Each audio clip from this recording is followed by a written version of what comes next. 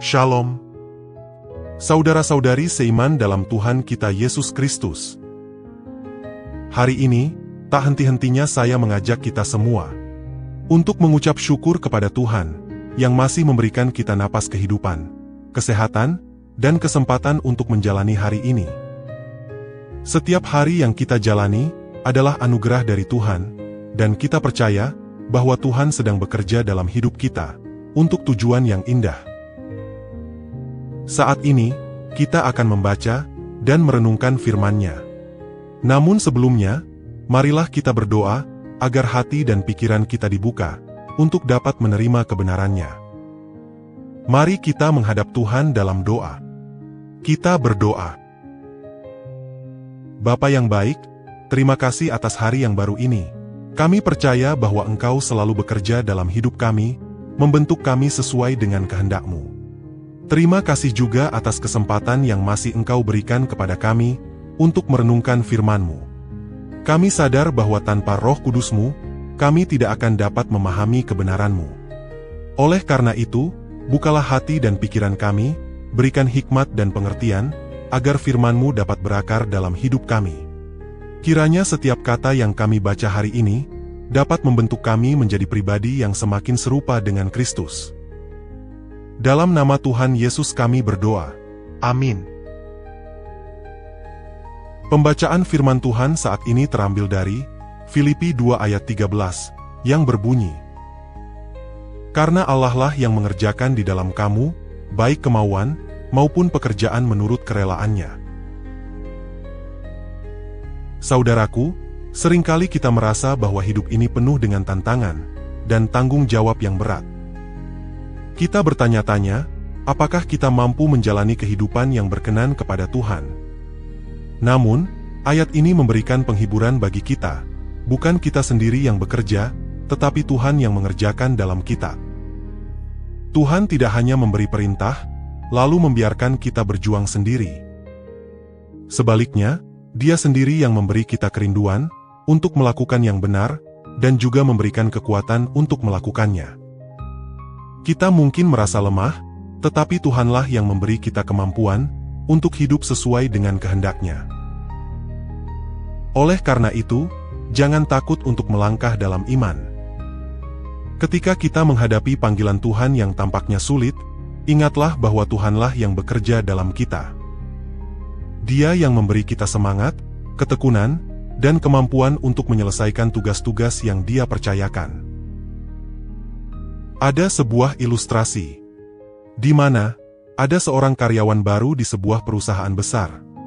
Ia merasa gugup pada hari pertamanya bekerja. Ia diberi tugas yang tampaknya sulit, dan ia merasa tidak cukup berpengalaman untuk menyelesaikannya. Namun, tanpa ia sadari, atasannya telah menyiapkan segalanya untuk membantunya berhasil. Atasannya memberikan pelatihan, mentor yang siap membimbing, serta semua alat dan sumber daya yang diperlukan untuk menyelesaikan pekerjaannya.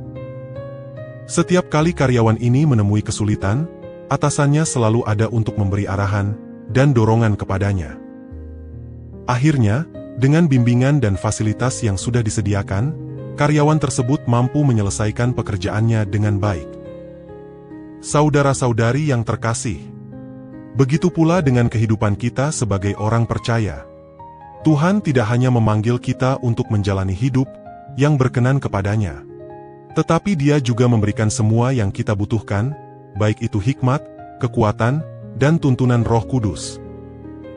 Dia yang bekerja dalam kita, memberi kita keinginan dan kemampuan untuk melakukan kehendak-Nya. Yang perlu kita lakukan adalah percaya, berserah, dan mengikuti pimpinan-Nya.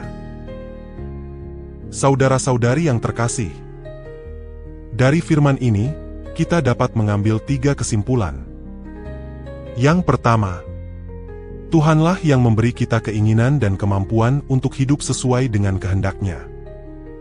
Yang kedua, kita tidak menjalani kehidupan ini sendiri, tetapi ada Tuhan yang turut bekerja dalam hidup kita setiap saat. Dan yang ketiga, tugas kita adalah berserah dan taat kepada pimpinan Tuhan, serta percaya bahwa Dia akan menyelesaikan pekerjaannya dalam hidup kita. Oleh karena itu, saudara-saudari, janganlah pernah merasa sendirian dalam perjalanan iman ini. Tuhan bukan hanya menyuruh kita untuk melakukan kehendak-Nya, tetapi Dia juga memberi kita kekuatan dan kemampuan untuk melakukannya. Percayalah bahwa Dia sedang bekerja dalam hidup kita, membentuk kita agar semakin serupa dengan Kristus. Saudara-saudari yang terkasih, demikianlah renungan firman Tuhan untuk hari ini. Sebelum mengakhirinya, mari kita menghadap Tuhan dalam doa. Kita berdoa. Bapa yang baik, terima kasih karena Engkau yang bekerja dalam hidup kami. Kami bersyukur karena Engkau tidak membiarkan kami berjuang sendiri, tetapi selalu membimbing, menguatkan, dan memberi kami kemampuan untuk menjalani hidup yang berkenan kepadamu.